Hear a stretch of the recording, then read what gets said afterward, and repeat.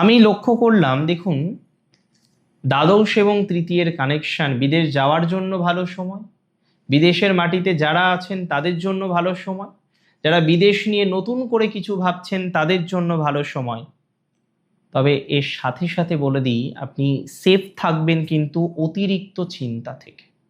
বুধ যেহেতু রেট্রোগ্রেড হচ্ছে, দ্বাদশে বুধ বক্রী, এই সময়ে আপনার রাতের বেলা বালিশে মাথা দিলেই একগাদা পুরনো কোনো কাল্পনিক চিন্তা নিজের মনের মধ্যে কিন্তু আসতে পারে।